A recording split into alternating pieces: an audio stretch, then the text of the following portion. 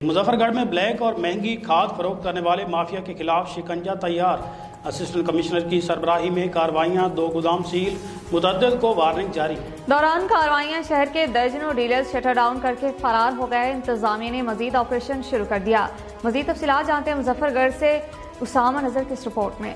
Black اور مہنگی کھاد فروخت کرنے والے مافیا کے خلاف شکنجہ تیار۔ اسسٹنٹ کمشنر کی سربراہی، کارروائیاں جاری، 2 گودام سیل، متعدد کو وارننگ جاری، درجنوں ڈیلرز شٹر ڈاؤن کر کے فرار ہو گئے۔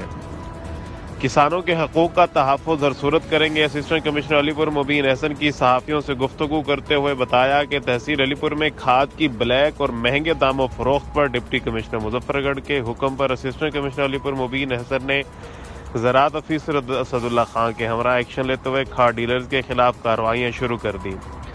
کھاد مارکیٹ علی پور اور خان گڑھ ڈوما کا اچانک دورہ کیا اور 2 دکانیں سیل کر دیں۔ جمشید ٹریڈرز پر کھاد کا ریکارڈ چیک کیا، سیل ریکارڈ اور حکومتی نرخ پر کھاد کی فراہمی پر اطمینان کا اظہار کیا۔